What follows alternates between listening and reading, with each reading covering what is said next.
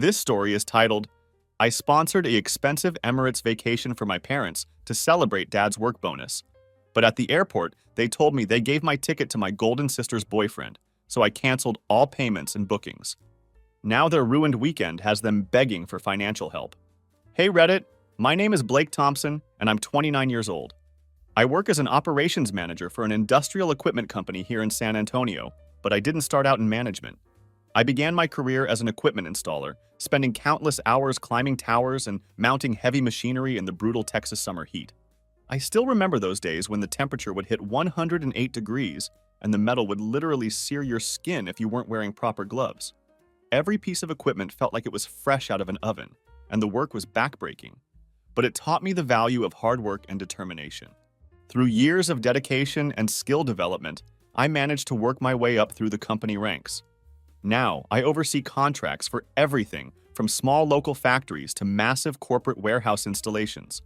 Just last quarter alone, I successfully managed multiple million-dollar projects, and I'm proud to say that every single one was delivered on schedule and under budget. This track record has earned me not only a decent salary, but also substantial bonuses when projects exceed expectations. My financial success, however, became both a blessing and a curse when my parents hit rough times during the pandemic 5 years ago. My father had worked in construction sales for decades, and before everything went sideways, he was absolutely crushing it in his field. He was pulling in serious money selling commercial-grade materials to developers across 4 different states, building relationships and maintaining a client base that kept him busy year-round. Then, seemingly overnight, everything froze. Construction projects were put on hold, developers stopped taking meetings, and his income disappeared almost completely. My mother, on the other hand, has never held what most people would consider a steady job. There's always been a new excuse for why traditional employment doesn't work for her. Back problems that prevent her from sitting at a desk, complaints about how the job market has changed, or some new entrepreneurial venture that's going to make her rich. Currently, it's her soap-making business, which somehow manages to cost more money than it generates, despite her constant assurances that it's about to take off. When their landlord decided to sell the rental house they'd been living in, my parents suddenly faced the very real possibility of homelessness. That's when they came to me, asking if I could help them out, just until they got back on their feet. I've always been practical with my money. I still drive a 14-year-old Honda Pilot that has over 203,000 miles on it. Sure, I could afford something newer and flashier, but this truck runs smoothly, it's completely paid off, and it's built to last. Why fix what isn't broken? The reason I was able to help my parents was because I'd had the foresight to purchase a second property as an investment back in 2019. It wasn't anything fancy, just a decent 3-bedroom house in a safe neighborhood that had good rental potential. I'd put down 25% to avoid paying PMI and managed to lock in a solid 3.2% 30-year fixed rate, which seemed like a smart move at the time, especially considering how crazy interest rates would become later. I agreed to let my parents move into the house for $900 per month, which was roughly 1/3 of the market rate for a property like that. The mortgage payment was $1,600, plus another $380 in HOA fees, which meant I was actually losing money every single month by letting them stay there. But I figured they'd be grateful for the help, work hard to get back on their feet, and either start paying market rate or find their own place within a year or so. Fast forward 5 years, and that rent money has shown up roughly 55% of the time. By my calculations, my parents have shorted me approximately $18,000 in rent over those 5 years, turning what was supposed to be a temporary helping hand into a long-term financial burden that I never agreed to carry. The situation only got worse when my sister Victoria moved in about 3 years ago. Victoria is 24 years old and represents her own special category of entitlement. She has a marketing degree and had been living the party girl lifestyle until the real world started demanding actual work and responsibility from her. The transition from college to adult life hit her like a brick wall, and suddenly she became career-focused. Though her version of career focus seemed to involve a lot of complaining and very little actual effort. She ended up moving in with my parents after her roommates got tired of covering her share of the rent. Apparently, being financially responsible was too much to ask from someone with a college degree. Victoria tried her hand at being a freelance social media consultant for about 4 months, but that venture fizzled out quickly when she realized that actual clients expect results and accountability. Eventually, she landed an entry-level position at a local marketing agency, but she complained constantly about being undervalued, despite having virtually no portfolio or meaningful experience to show for her education. The most frustrating part was that Victoria actually makes decent money at her job, but she spends like she's making twice that amount. Her lifestyle choices consistently outpaced her income, and somehow that became everyone else's problem to solve. When she moved in with my parents, their motto became, "We'll catch up next month," right alongside, "Why are you being so difficult about this?" Whenever I brought up the constantly missing rent payments, every time I'd bring up the missing rent money, my mother would hit me with her classic guilt trip. "We're family, not some corporation. Why are you nickel and diming us?" The irony was thick, because meanwhile, they never missed a single payment on their brand new Jeep, and Victoria's monthly beauty treatments continued without interruption. The priorities were crystal clear. Their wants came before their obligations to me. The breaking point of their financial mismanagement came when my father once told me, with a completely straight face, that they couldn't afford rent that month because they had to pay for Victoria's $450 hair extensions. I stood there staring at him, wondering if he could actually hear the words coming out of his mouth. Hair extensions were apparently more important than honoring their agreement with me, the person who was keeping a roof over their heads. Last spring, I decided to drive over unannounced on a Saturday afternoon, and what I found was absolutely infuriating. They were hosting a backyard barbecue with about 25 people, complete with a brand new 85-inch television that I'd never seen before. As I walked through the house, I noticed they had apparently just finished a complete kitchen remodel featuring expensive quartz countertops. The house looked better than when I'd first purchased it, all funded by money that should have been going toward rent. When I asked about the rent money they owed me, my mother had the audacity to whisper, "Not now, we have guests," like I was the one being rude. Here I was, the homeowner asking about overdue payments, and somehow I was the problem for bringing it up at an inconvenient time. The cognitive dissonance was absolutely staggering. The breaking point that would eventually lead to everything unraveling came when my father finally retired in April. Unlike most construction guys who end up with serious injuries from decades of physical labor, my dad had managed to avoid any major accidents throughout his career. However, his knees were completely shot from years of job site visits, walking on uneven surfaces and climbing up and down equipment. He desperately needs knee replacement surgery, but he keeps putting it off, probably because he's afraid of the recovery time and the medical bills that Medicare won't fully cover. For years, my father had been obsessed with Monaco. He would constantly talk about wanting to see what he called the greatest architectural achievement of our time, as if he had personally advised on the blueprint for the Monte Carlo casino. He had this coffee table book about Monaco's skyscrapers and luxury developments that he would flip through at least once a week, boring anyone who would listen with detailed explanations about the engineering marvels and construction techniques used in those buildings.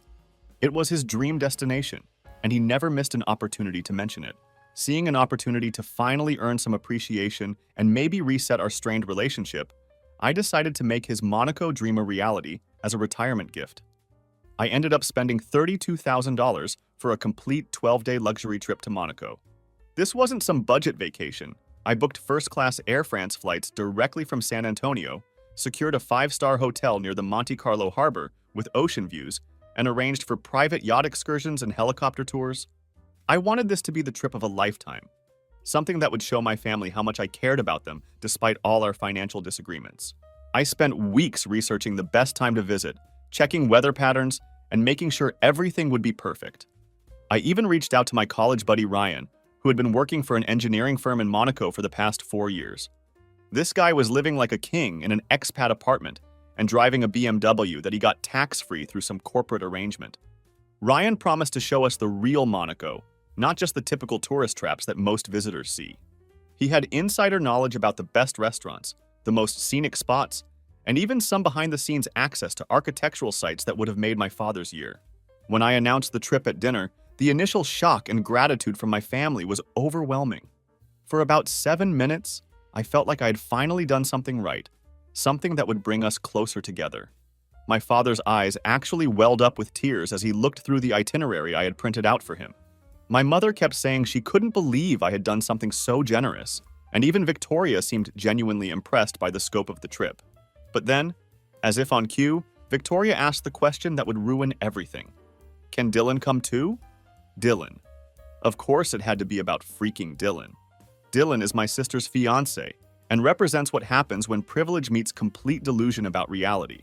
Imagine every single LinkedIn cliché packed into one 27-year-old with perfect teeth and a trust fund that he pretends doesn't exist while simultaneously benefiting from it every single day. He calls himself a serial entrepreneur and disruptive business strategist. But his actual business model consists entirely of talking about business in vague terms while other people pay his bills. His LinkedIn profile reads like it was generated by artificial intelligence trained exclusively on corporate buzzwords. It's full of phrases about leveraging synergies and maximizing stakeholder value, but there's absolutely zero mention of actual revenue or concrete business achievements. His profile picture is particularly obnoxious. It shows him standing in front of what I'm pretty sure is a rented Porsche, pointing at absolutely nothing while wearing one of those North Face vests that screams, "I have money," but want to look approachable. It's such a classic try-hard move that it's almost impressive in its predictability. Dylan's so-called venture capital connections consist entirely of a second cousin who works as an administrative assistant at a firm that once invested in a failed meal kit startup. That's literally the extent of his network in the investment world. But he talks about it like he has direct access to Silicon Valley power players. He constantly name-drops major tech companies as if he has inside knowledge about their operations. But anyone paying attention quickly realizes that all his insights are just recycled information he read on TechCrunch that same morning. Every single conversation with Dylan eventually turns into a pitch for his latest venture, which is always described in terms so vague that you can't actually tell what the business is supposed to do. He has this talent for using a lot of words to say absolutely nothing concrete. Last Christmas, he cornered me for 45 minutes straight, explaining what he called his revolutionary app idea. After listening to his entire presentation, I realized that his concept was basically Uber, but for pet sitting, which already exists in about 15 different forms across multiple platforms. When I pointed this out, he insisted that his version would have proprietary algorithms and disruptive user experience design, which translated to absolutely nothing meaningful. What really gets under my skin about Dylan is his uncanny ability to always order the most expensive item on any menu, regardless of who's paying or what the occasion is. He'll scan the entire menu, ignore all the reasonably priced options, and zero in on the lobster or the premium steak like a heat-seeking missile. But then, when the check arrives, he has this signature move where he suddenly becomes very interested in his phone. "Oh, I need to respond to this email real quick," he'll say, followed by a convenient 20-minute bathroom break that mysteriously coincides with bill-paying time. It's such a transparent move, but he does it with complete confidence, as if nobody notices the pattern. When I initially said no to Dylan joining the Monaco trip, explaining that I was already maxing out my budget for 4 people, Victoria immediately went full Karen mode. "Why do you always have to ruin everything?" she demanded, her voice getting higher with each word. "It's not like you can't afford it with your fancy operations manager job." She conveniently ignored the fact that her digital marketing coordinator position paid her enough to afford a weekend trip to Houston, not a luxury vacation to Monaco that cost more than most people's annual salary. My parents, predictably, sided with Victoria immediately. My mother launched into her classic guilt trip. "But we're family, and Dylan is going to be family soon. Don't you want your father to have everyone there for his retirement celebration?" My father joined in with his own manipulation. "Son, it would mean a lot to have everyone there. Dylan's actually quite knowledgeable about international business." I had to suppress a laugh at that last comment, considering Dylan's business experience consisted mainly of talking about business rather than actually conducting any. Finally, I looked Dylan directly in the eye and said, "If you want to come, you can pay your own way. Should be pocket change for someone with your business acumen." The way his face twitched told me everything I needed to know about his actual bank account balance. He mumbled something about needing to liquidate some assets and transfer funds from offshore accounts, which I'm pretty sure was code for, "I need to call my daddy and ask for money." The subject seemed to drop after a few days, and I thought they had finally accepted my boundaries. I should have known better. These are people who believe boundaries are just suggestions, like speed limits or tax laws. Something that should have been a red flag was when Dylan started bragging about how a college buddy of his now worked for TSA at the San Antonio airport.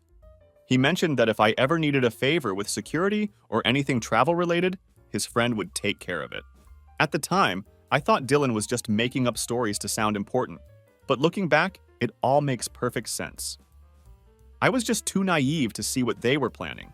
2 weeks before the trip, Dylan cornered me in my parents' kitchen while I was grabbing a cup of coffee. I had brought my own coffee over because, frankly, I didn't trust them to have anything decent in the house given their spending priorities.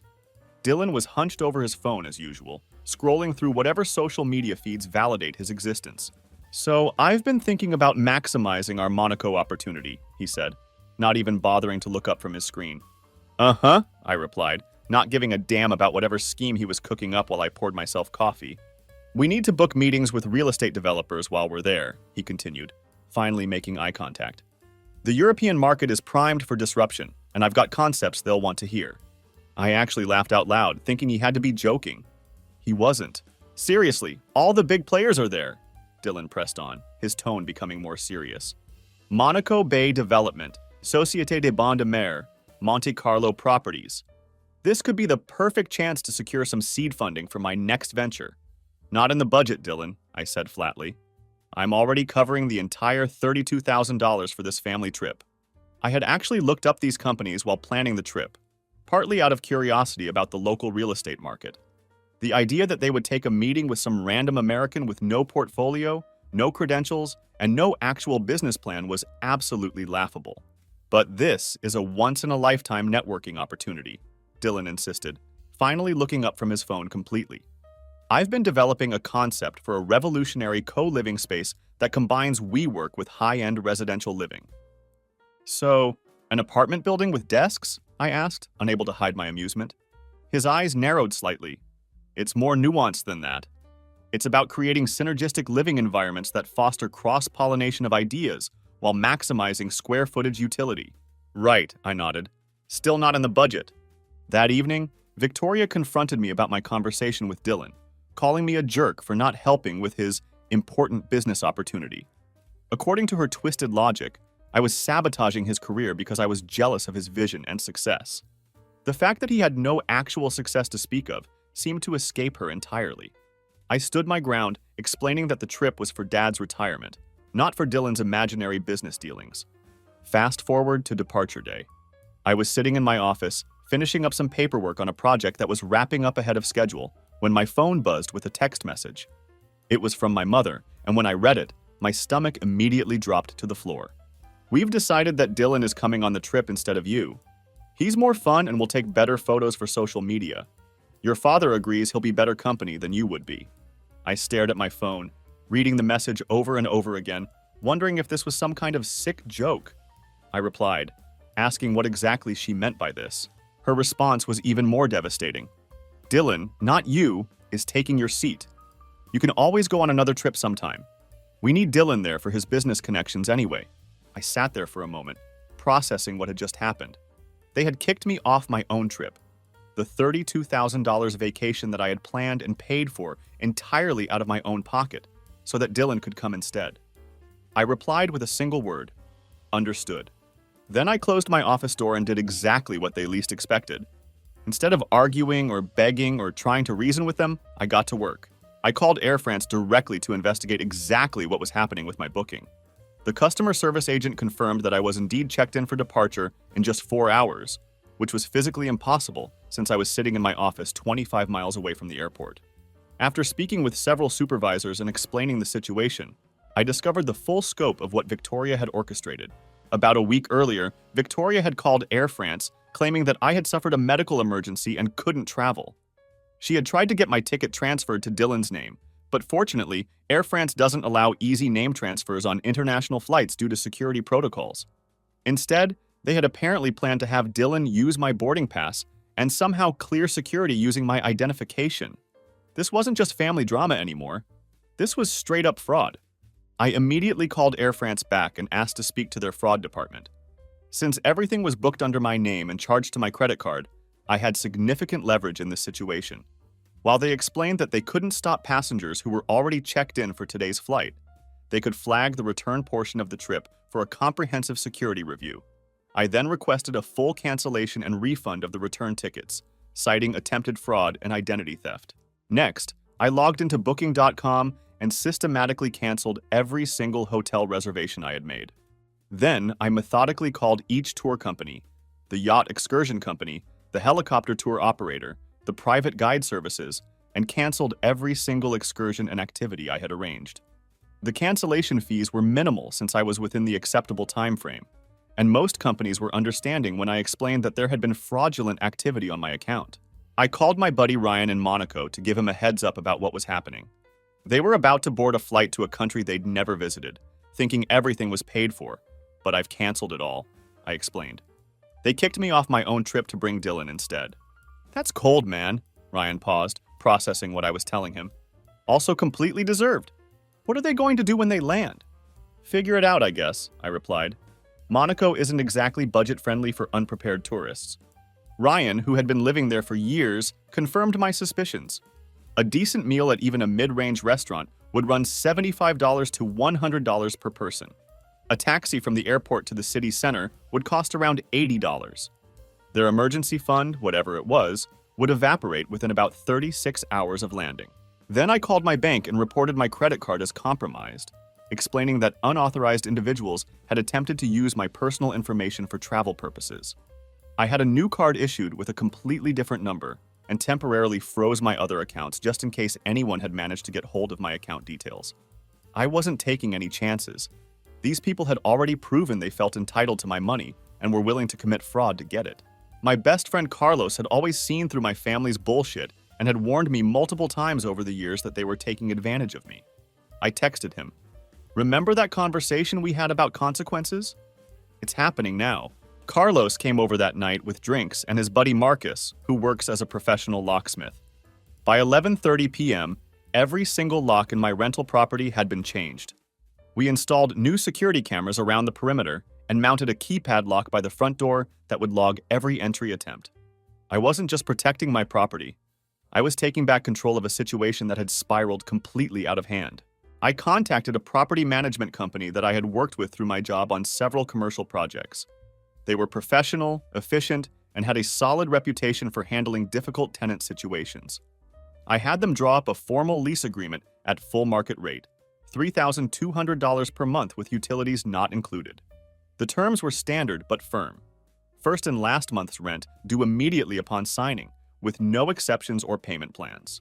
Finally, I called my real estate attorney, the same one I'd used before for property matters when I first purchased the investment house.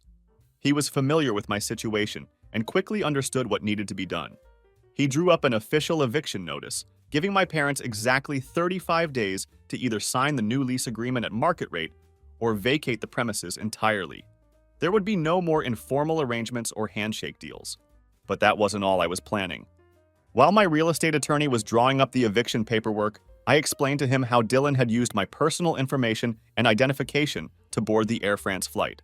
He immediately recognized the severity of what had happened. "This isn't just a family dispute anymore," he said, leaning back in his chair.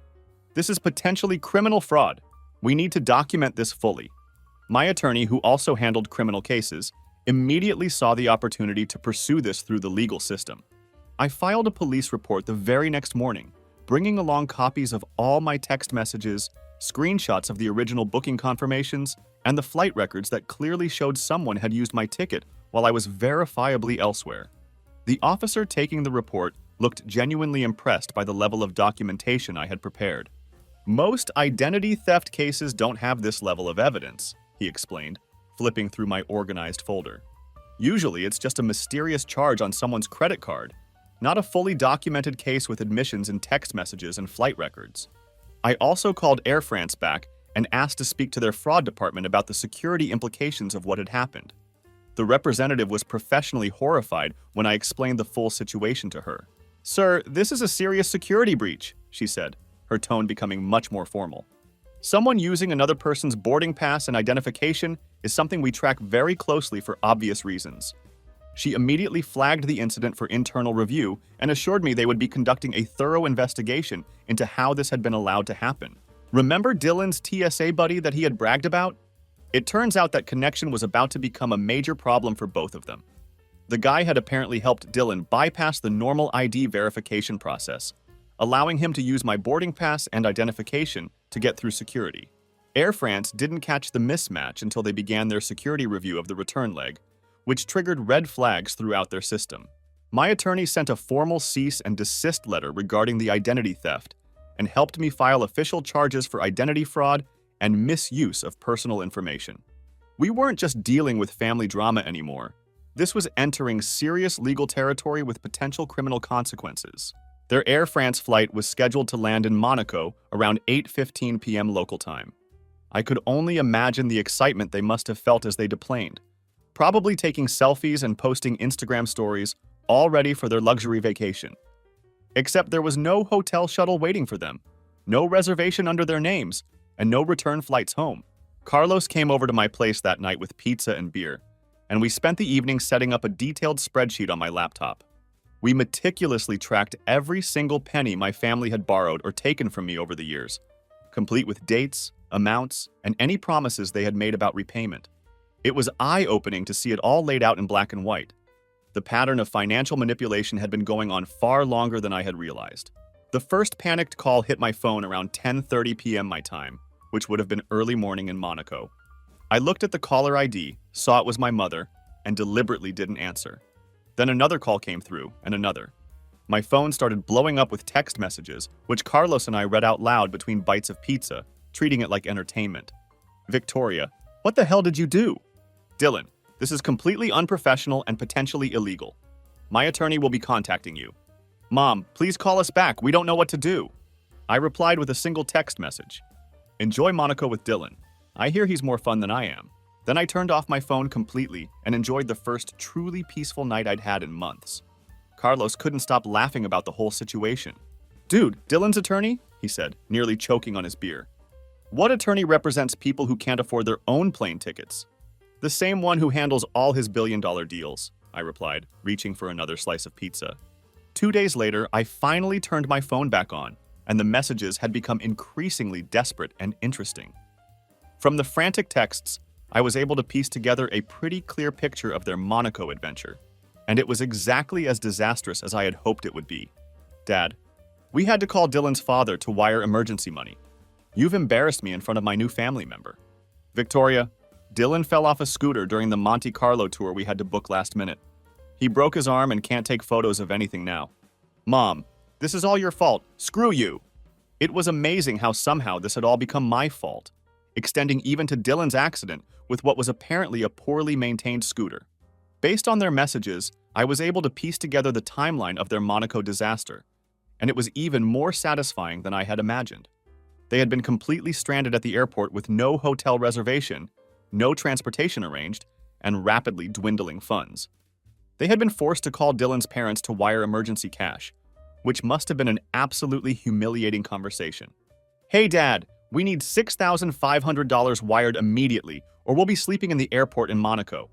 I would have paid money to listen to that phone call. They ended up spending 4 nights in what they described as a budget hotel near the airport. Based on my research of Monaco's hospitality industry, their budget hotel probably cost them about $500 per night, and according to their complaints, it apparently had mice the size of cats. Monaco's version of a budget hotel is still priced for oil barons compared to American standards, so they were getting gouged at every turn. The absolute best part, though, was that Dylan apparently had to sell his vintage Omega watch, which was definitely a knockoff, to cover some of their expenses. From what I could gather through their increasingly panicked texts, he got about $650 for a watch he had claimed was worth $15,000. Absolutely tragic. So they landed back in Texas 6 days after they had left, having spent most of their supposed luxury vacation panicking, broke, and apparently being chased by stray dogs near their budget hotel.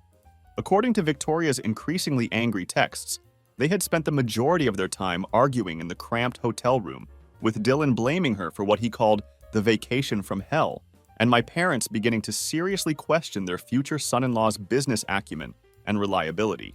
My personal favorite detail from their messages was that they had apparently tried to visit the famous Monte Carlo casino, the centerpiece of my father's lifelong dream, but couldn't afford the minimum bet requirements to actually enter the gaming areas. So the architectural marvel that Dad had fantasized about for years, the place he'd studied in his coffee table books and talked about endlessly, was something they could only observe from the outside, like window shoppers. They were reduced to taking photos in front of the building like tourists who couldn't afford to experience what they came to see. Sucks to suck. When they finally pulled up to my place in an Uber, apparently their financial situation was too dire to afford airport parking. I was standing in the driveway with Carlos. We were casually drinking our morning coffees and probably looked like we'd been having the time of our lives while they were suffering through their Monaco nightmare. I had strategically positioned both our cars in the driveway, my Honda Pilot and his Silverado, so they couldn't pull in and would have to make the walk of shame from the street. "What the actual hell was that?" my father shouted as he climbed out of the car, his face lobster red from either the Mediterranean sun or pure rage. I took a slow, deliberate sip of my coffee before responding. "That was what consequences look like," I said calmly. "You stranded us in a foreign country!" my mother screamed, her voice cracking with emotion. "We could have died!" "Yet here you are," I observed with mock concern. "Alive and well. Minus one functional arm, I see." I nodded toward Dylan, whose arm was suspended in what looked like a makeshift sling crafted from a beach towel. Dylan stepped forward, wincing slightly from his injury. "You realize what you've done is actionable, right? I have contacts at 4 major law firms who would take this case pro bono," Carlos snorted with laughter. "Damn, that must be convenient. Do these law firms also provide medical care for scooter-related injuries? Because that sling looks like it was made by a toddler with a beach towel." "You have no idea what we've been through," my father growled, his anger building. Dylan broke his arm when the scooter threw him off. The hotel they put us in had no working air conditioning. Victoria got food poisoning from a street vendor. We had to sleep in the airport one night because our credit cards wouldn't work. My mother added with increasing desperation, "And the embassy was absolutely no help at all." This last complaint didn't surprise me in the slightest. What exactly did they expect the American embassy to do for them? "Hello, American embassy. My son paid for a luxury vacation and then canceled it when we uninvited him from his own trip. Please send the Marines to fix our poor life choices.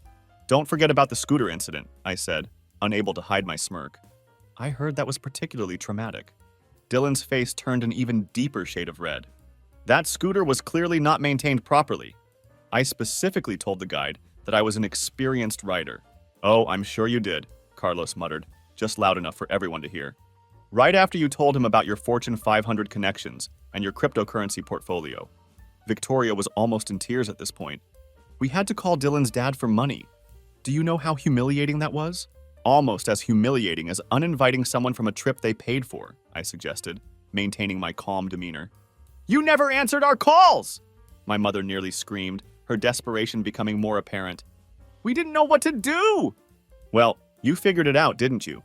I replied with a shrug. "And from what I hear, Monaco has one of the lowest crime rates in the world. Plus, you had Dylan, the international business expert, with you. I figured you were in capable hands." That's when I reached into my back pocket and pulled out the lease agreement and eviction notice that my attorney had prepared. The moment had finally arrived to make my position completely clear. "Since we're having this heart-to-heart, let me set some things straight," I said, unfolding the documents. "Here are the new terms for living in the house. $3,200 per month, utilities not included. First and last month's rent due immediately upon signing. You have exactly 35 days to either sign this new lease agreement or vacate the premises entirely." They stared at the papers like I had just handed them a death sentence. The reality of their situation was finally starting to sink in. This wasn't just about a vacation anymore. "This is illegal," Dylan started, trying to assert some kind of authority despite his injured arm and overall pathetic appearance. "You can't just—" "It's completely legal," I cut him off before he could finish his thought. "You were never on any lease agreement, Dylan. My parents have been month-to-month tenants paying well below market rate, and I've decided to change the terms. It's all laid out clearly in black and white." "But why? We don't have that kind of money right now," my mother protested, her voice becoming increasingly shrill. "Not my problem," I replied matter-of-factly. "I'm sure Dylan's parents can help you out again, just like they did in Monaco when you needed that emergency wire transfer." My father stepped forward, his voice suddenly becoming soft and manipulative, in that way I recognized from years of guilt trips. "Son, this is extreme. We're talking about your family here." "No, this isn't about family anymore," I said firmly. "It's about business, and business is exactly what I'm doing now." As they turned to leave, clearly defeated and overwhelmed by the new reality they were facing, I added one final point that I knew would drive home just how serious I was about all of this. "Oh, and the locks have been changed," I called after them. "Your new keys will be provided only after you sign the lease and pay the first and last month's rent in full. If you need access to retrieve your belongings before then, you can contact the property management company listed on page 3 of those documents." They didn't sign the new lease agreement. They also didn't make any move to vacate the property. When the 35-day deadline came and went, they had completely ignored my property manager's calls and emails, apparently thinking they could just wait me out. They probably assumed that I would eventually soften and let them go back to the way things had always been, with their below-market rent and irregular payments. They were absolutely wrong about that. I filed for eviction exactly 1 day after the deadline passed. There would be no grace period, no second chances, and no more opportunities for them to manipulate me into changing my mind. The hearing was scheduled for 3 weeks later, which gave them plenty of time to either come to their senses or continue digging themselves deeper into this hole they had created. During those 3 weeks, they alternated between completely ignoring me and sending increasingly manipulative messages designed to make me feel guilty about my decision. My mother sent texts like, "I raised you better than this." My father contributed with messages saying, "No son of mine would treat family this way." Victoria chimed in with her own brand of emotional manipulation. "I hope you're happy destroying our lives for your petty revenge." Each message that came through just reinforced that I had made absolutely the right decision. Not once did any of them acknowledge their role in creating this entire situation. Not once did they offer to make amends, take responsibility for their actions, or even attempt to have an honest conversation about how we had gotten to this point. It was always about what I was doing to them, never about what they had done to me. The complete lack of self-awareness was actually impressive in its consistency. While the eviction process was moving through the legal system, I wasn't just sitting around waiting for the courts to handle everything. The identity theft angle was progressing as well, and it was becoming more serious than I had initially expected. The police report I had filed got assigned to a detective who specialized in fraud cases, and he called me for a follow-up interview that lasted over an hour. When I handed over all the text messages, screenshots, and flight records showing exactly how Dylan had used my identity to board the flight, the detective seemed genuinely impressed by the documentation. "This is pretty clear-cut," he said, flipping through the evidence I had organized in a binder.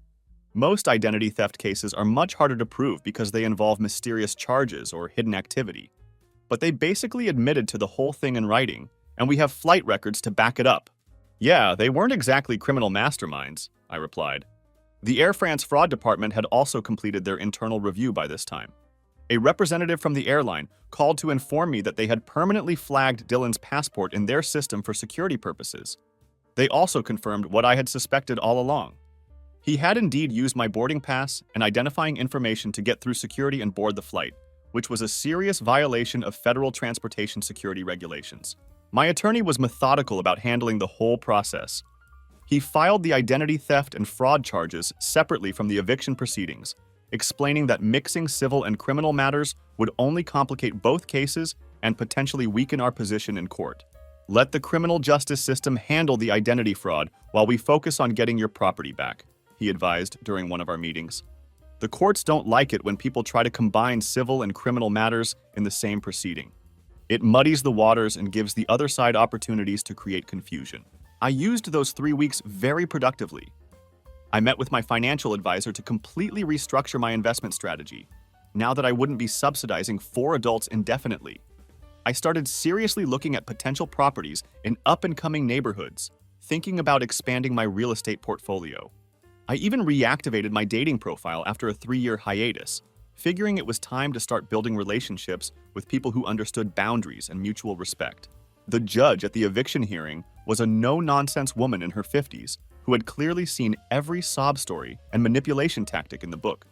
She had the kind of presence that immediately commanded respect, and I could tell from her demeanor that she wasn't going to be swayed by emotional appeals or family drama. My attorney presented our case in a straightforward, professional manner. He outlined how the tenants were refusing to sign a new lease agreement, their history of irregular payments over the past 5 years, and my rights as a property owner to adjust the terms of month-to-month tenancy arrangements. Everything was documented, organized, and presented clearly. Their defense consisted mainly of emotional appeals about how we're family, and "we've lived there for years." neither of which carried any legal weight in a landlord-tenant dispute. My father tried to bring up his knee problems and recent retirement, attempting to garner sympathy from the judge, but she cut him off with a raised hand before he could really get started. Sir, while medical conditions are certainly unfortunate, they do not create tenancy rights where none exist, she said, peering over her glasses with the kind of stern look that probably made lawyers nervous. This is a legal proceeding, not a family counseling session. Dylan, in what was probably the most misguided decision of the entire proceedings, tried to argue that as Victoria's fiancé, he had some kind of legal right to be involved in the housing situation. The judge shut that down so fast that I almost felt bad for him. Almost. Young man, unless your name is on a lease agreement or you have legally established residency for the required period, you have absolutely no standing in these proceedings, she told him, not even trying to hide her annoyance at his presumption. I suggest you remain silent unless you have something legally relevant to contribute. The ruling came down decisively in my favor. The judge found that I had followed all proper legal procedures, provided adequate notice, and had legitimate grounds for changing the lease terms. They were given exactly 7 days to vacate the premises. 7 days, not a month, not 2 weeks, but 1 week to pack up 5 years of accumulated belongings and find somewhere else to live. As we were leaving the courthouse, my mother grabbed my arm with a grip that was probably meant to be desperate, but just felt manipulative. "You can't do this to us," she said, her voice cracking.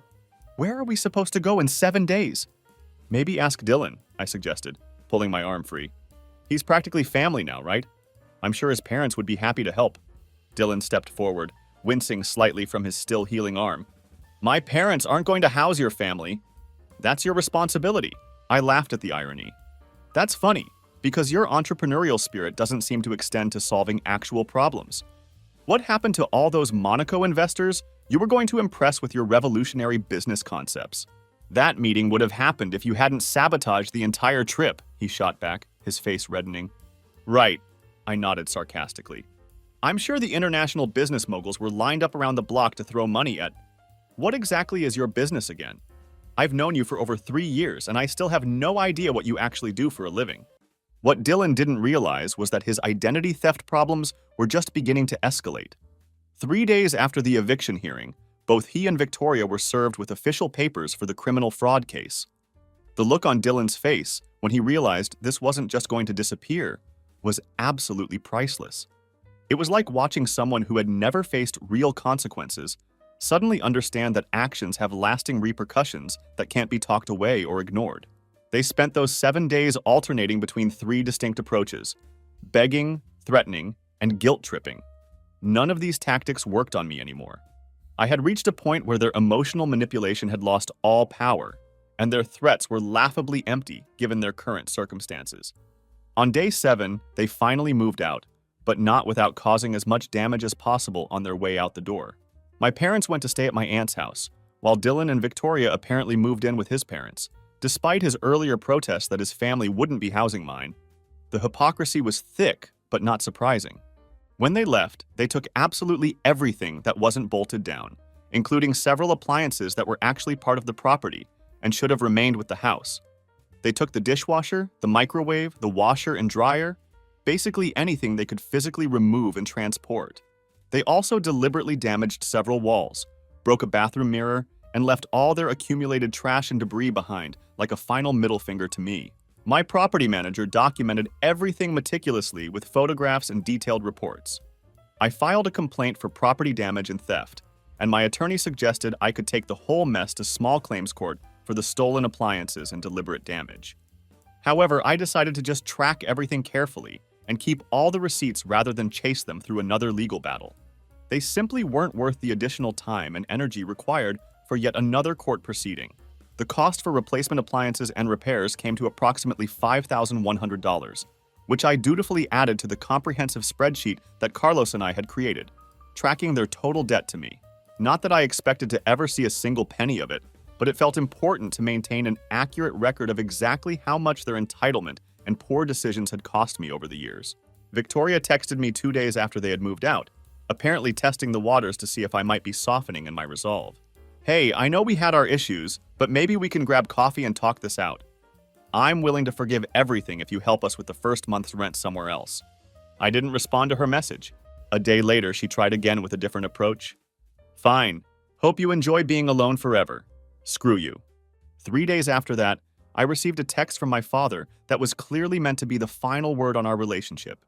Your mother and I have decided that until you apologize and make this right, you are no longer our son. We didn't raise you to be this heartless. I replied with a single word. Understood. Best of luck with everything.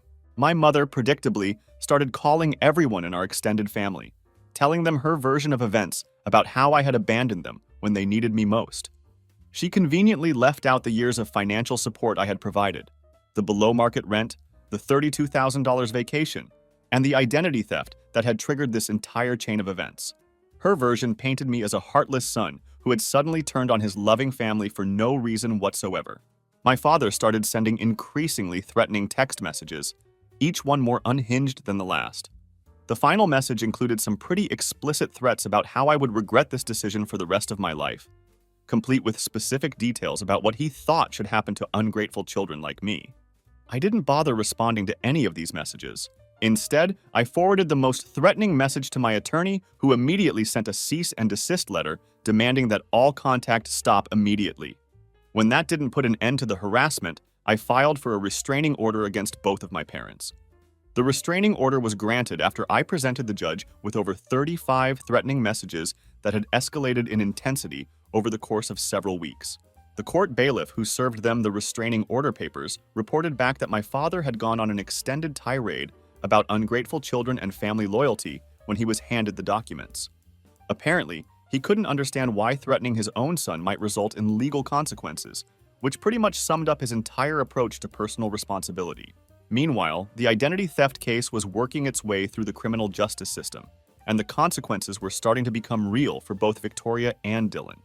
They didn't end up in jail, but both were hit with misdemeanor charges and substantial fines that would follow them for years. It wasn't enough to land them behind bars, but it was definitely enough to give them both permanent criminal records that would show up on background checks. The district attorney wasn't particularly interested in pursuing felony charges since this was technically a family matter, but he also wasn't about to let them walk away without any consequences. They were offered a plea deal: misdemeanor charges in exchange for full cooperation and financial restitution. The DA explained that it wasn't worth wasting court resources on a full-blown felony trial given the family context, but the airline security report had sealed the deal on some level of criminal charges. Air France takes passenger identification extremely seriously, and their detailed documentation of Dylan using my boarding pass was absolutely damning evidence. The case was straightforward from a legal perspective. Someone had used another person's identification to board an international flight, which violates multiple federal regulations regardless of the family relationships involved. The TSA agent who had processed Dylan's boarding was also investigated as part of the broader security review. It turns out he really was a friend of Dylan's from college, who had helped him bypass the normal security protocols that should have caught the ID mismatch. The agent lost his job immediately, and Air France implemented stricter identification verification procedures as a direct result of this incident.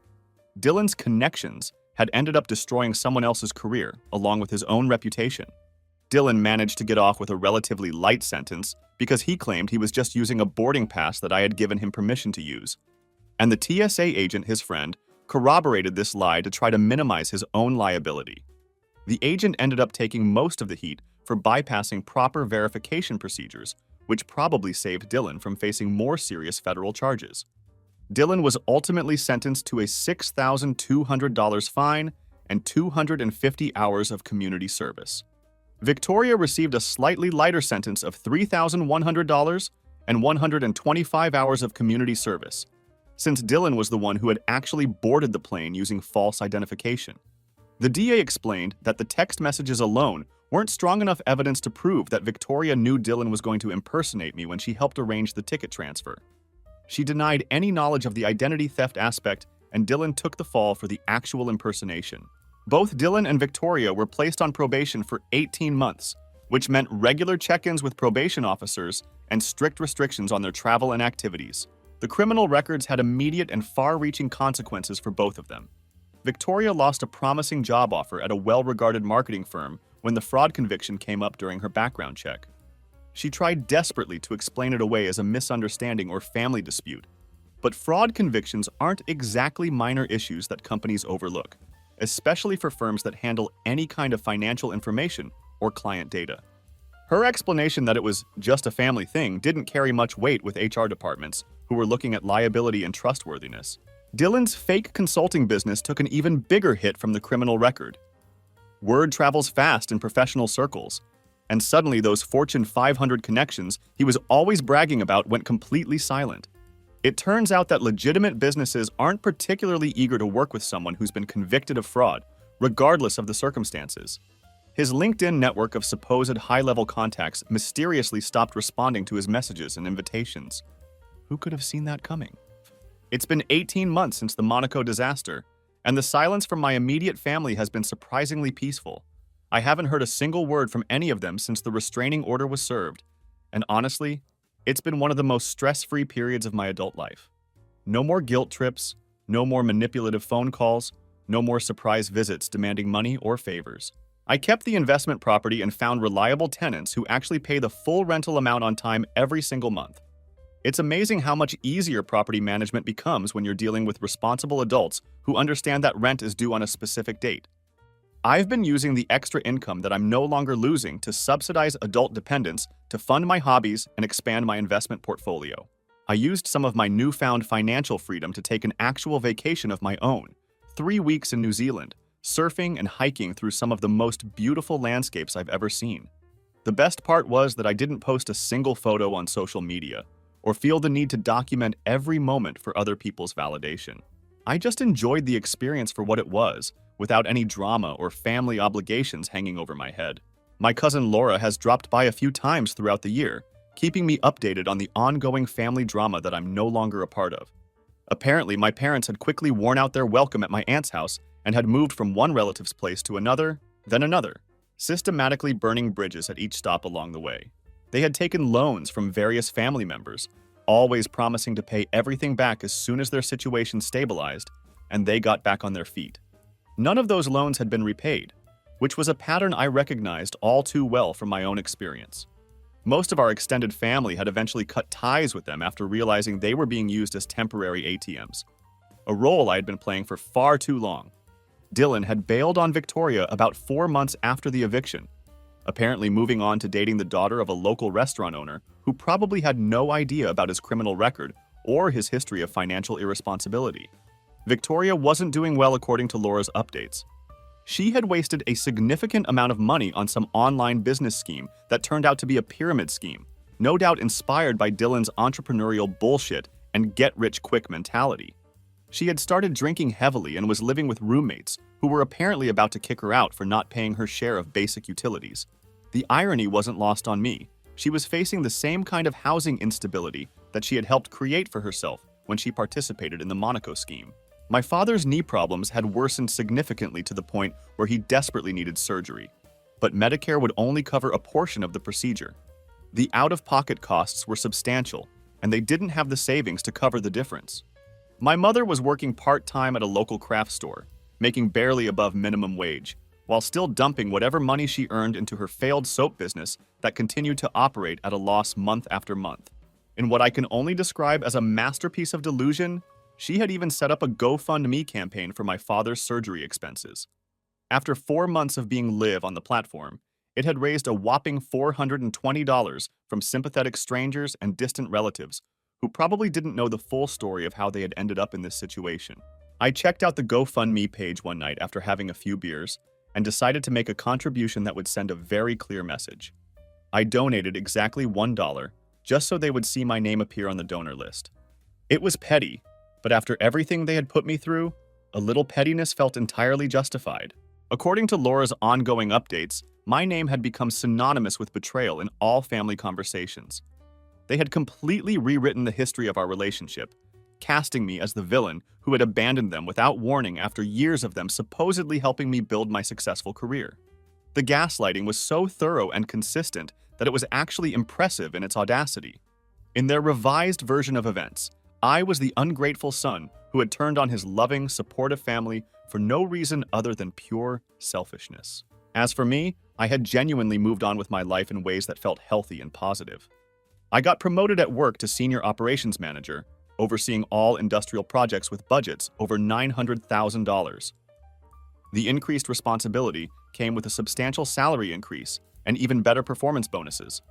I started dating a civil engineer named Jessica, who has a refreshingly mature understanding that family relationships should be built on mutual respect and reciprocity, not unlimited financial support and emotional manipulation. I expanded my investment portfolio significantly, taking advantage of my improved cash flow now that I wasn't subsidizing 4 adults indefinitely.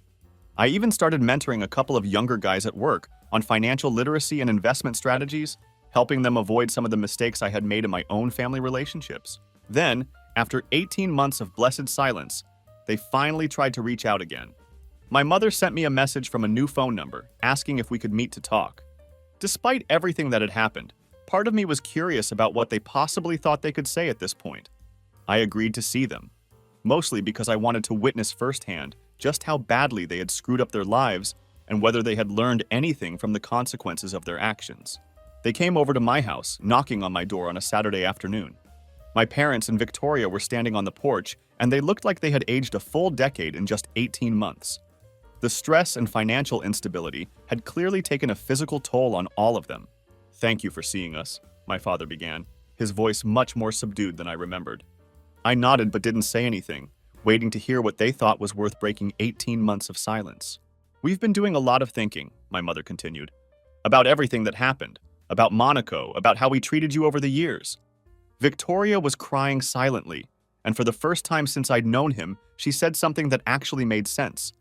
"Dylan bailed on me the second things got hard. You were right about him all along." "What do you want?" I asked, cutting straight to the chase. I'd developed a pretty reliable bullshit detector over the past year and a half, and I wasn't interested in wasting time on emotional manipulation or lengthy apologies that didn't address the core issues. They exchanged glances before my mother spoke up. "We want to reconcile, to be a family again. We need a place to stay," my father admitted, finally getting to the real reason for their visit. "Just until we get back on our feet." There it was. The exact same phrase they had used 5 years ago when this entire mess had started. Part of me wondered if they even realized they were using the identical line that had launched our whole dysfunctional financial arrangement in the first place. "You disowned me," I replied matter-of-factly. "We're not family anymore, remember? You made that very clear in your text messages." My mother reached for my hand, but I moved it away before she could make contact. "Please," she whispered. "We were hurt and angry. We didn't mean it." "No," I said firmly. "You meant it at the time. You meant it when you thought other people would keep supporting you indefinitely. You meant it until you ran out of relatives to leech off of." My father looked genuinely confused, like he couldn't comprehend why his standard apology script wasn't working its usual magic. In his mind, saying sorry had always been enough to reset everything back to the way it was before. It had never occurred to him that some damage can't be undone with words, especially when those words aren't backed up by any real change in behavior or attitude. "But I'm not your backup plan," I continued, "and I'm certainly not going to let you move back into my property after the deliberate damage you caused when you left." Victoria's face hardened as her brief moment of vulnerability passed. "This is still about your stupid trip, isn't it? We've both paid for that mistake. I lost my career because of the charges you filed." I looked directly at her, making sure she understood exactly what I was saying. "You lost your career because you committed identity theft. Now you know what it's like when doors close because of things that show up on your permanent record." After about 20 minutes of back-and-forth conversation that went nowhere, they finally lost hope that I might be softening. As they were preparing to leave, looking defeated and desperate, I stopped them. "Wait," I said, reaching into my back pocket and pulling out an envelope I had prepared beforehand. Inside the envelope was $3,500 in cash, enough to cover my father's surgery expenses. "This is for your surgery," I said, handing the envelope to my father without any warmth in my voice. They stared at the envelope, then at me with a glimmer of hope returning to their eyes. Maybe they thought this was the first step toward reconciliation, a sign that I was ready to let them back into my life. "This isn't reconciliation," I continued before they could get their hopes up. "This is me closing our accounts. I won't have your health problems on my conscience, but this changes nothing else about our relationship." My father's hand trembled slightly as he took the envelope. "Thank you, son," he muttered. "Don't call me that," I said, opening the front door for them to leave. I watched them walk slowly to their car, heads down, probably processing what had just happened. On the drive home, they would likely convince themselves that this was the beginning of me softening, that this gesture meant I was ready to forgive and forget everything that had happened. They would be completely wrong about that. I'm still waiting on that call from Dylan's lawyer, by the way. It's been 483 business days since he threatened me with legal action, and I haven't heard a word from any of his supposed legal connections.